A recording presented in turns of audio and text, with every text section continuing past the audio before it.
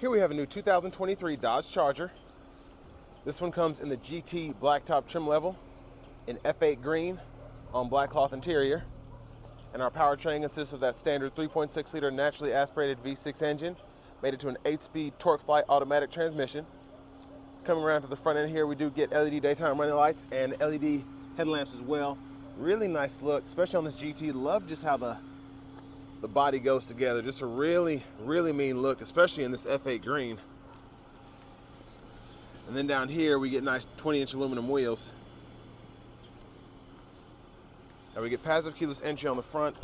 And then we have power mirrors here, power door locks, rear window lock there. And then we also have 4 power windows, with the front 2 being one-touch automatic up and down. And then we get that 276-watt Alpine sound system. Pretty good sized door pocket, and then we have a bottle holder there. Headlamp controls are here. We can set them off, auto. Then we have the corner lights and full headlamps. Then we can pop the trunk from up here. And then here we have our 8-way power driver seat with power lumbar support. But I have the seat up front adjust for someone of my size, being 6'3". So let's go ahead and check out the leg room.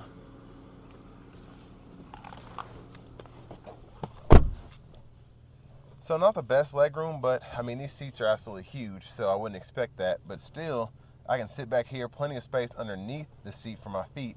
And then when I spread my legs like this, not too bad for maybe a 15 to 20 minute trip. If I lean the seat back up a little bit more, I'd be good. But just not a ton of space back here, but like I said, those seats are huge, so you're pretty much expecting that. But I do like that we have 2 USB-A inputs here for charging, and we also have rear AC vents as well. And then our middle seat folds down, cup holders are there. We still don't have premium dome lights in the back, but that's all right. And then we can hang our clothes here. That hook takes a little effort, but I like how you can stow it away, and then you can just pull it down when you need it. Let's go ahead and make our way to the back. Fuel fillers here, capless. And then with this being such a large car, there's plenty of trunk space here, which I really like. And then I like that they also put this here, and even shows you how much weight you can put on here if you want to hang grocery bags or something in a bag, whatever. And then underneath here, battery, and I believe that is a tire inflator system. And then a little bit of storage underneath there. We're gonna close the trunk here. And gotta love that signature back end. It's been around for a minute. And then dual exhaust. But I want to give a huge shout out to Chrysler, Dodge, Jeep, Ram of Franklin for allowing me to review this today. And if you want to fold the seat down, that'll fold just about flat. And then you can run longer objects through there, even to the front if you want to. And then you just have to push it back in to lock it into place.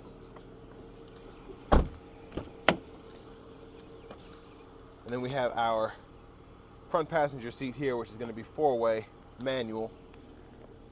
A lockable glove compartment here. Pretty decent size, and you have that additional storage up here, which I really like. But let's take a look at this window sticker.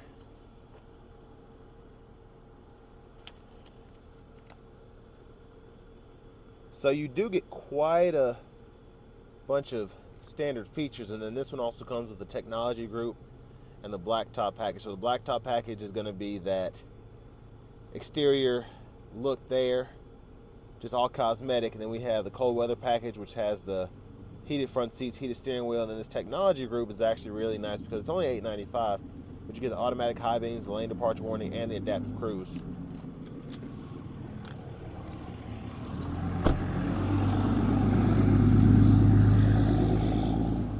We're going to go ahead and pop the hood now and just take a quick look in the engine bay.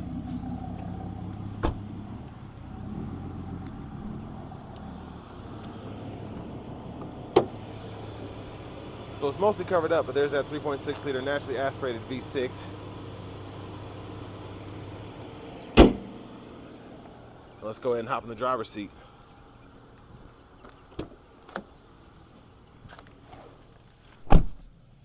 So nice heated leather wrap steering wheel. Over to the radio here, we do get AM, FM, XM along with Bluetooth audio, and then we have wired Apple CarPlay and Android Auto. 2-stage heated seats.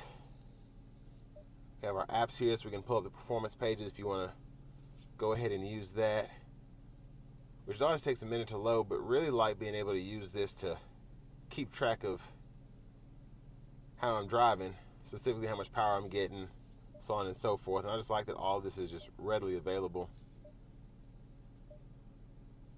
So you can go in there and do your thing. And Bluetooth settings there, and all of our settings over here. So pretty easy to find what you're needing. And just a really easy screen to go ahead and set up, whether it's pairing your phones, whatever. And there's a backup camera, guidelines to follow you as you turn the steering wheel. And then down here, hazards. And we can pull up the Super Track Pack there, which I like that you get this on the GT. Being able to kind of set stuff up, your sport mode, launch control, all of that. So that's really, really cool. Then we have volume knob here. You can use that to power off the screen. And then tune knob here. You can use it to scroll through your screens as well. And then AC controls are here, but you can set that, we'll get like a view of it and adjust everything here as well. And I like the touchscreen, it's really easy to use. I mean, just really easy to control. And you have what you would need the most down here, which is your auto mode. And I love that you can toggle that on and off. Fan speed here, temperature here, and then your defrosters. Then the 12 volts down here. Pretty decent sized pocket there to stow your phone if you need to. And then the shifter, hit the lever here, reverse neutral drive, and then you can come over here, manually shift from the shifter. Little storage area there, cup holders here, we can stow those. Center console cubby space, decent size with removable tray, and then we also have 2 USB-A inputs and an aux, and that's how you'll run your CarPlay, Android Auto. Then another 12 volt too. Of course, the 12 volts are mostly just meant for the inverters these days. Well, that's what I use mine for. Universal garage door transmitter, sunglasses holder. Then back to the steering wheel, we can use these 4 arrows and the OK button to go through our gauge cluster, which is a lot you can configure here. I love having the timers and the G-force, all that. And then voice recognition control, Bluetooth controls here. And then we do have that adaptive cruise as part of that technology group. So we have our adaptive cruise controls here. We can adjust the gap for that and then use these set buttons to actually use it. And then we have our standard cruise there. So you just hit the button to go between those, which it takes up a lot of room on the steering wheel, but I like that they did that because it makes it really easy. You don't have to hold a button or go into your screen to go from adaptive to regular cruise if you want to. You just have to set the new cruise there. And on the left side of the steering wheel, these buttons over here are to go through your favorites. You can use that button to go through the favorites, and then you can use this to actually go through the track list. And that's a seek button there with an actual radio. And you have volume controls here. Yeah. And then up and down for that. And then you do just have one stalk, which I like. Turn signals, and then you push for the front wiper fluid, and you can set your actual wipers from low to high, and then high beams there.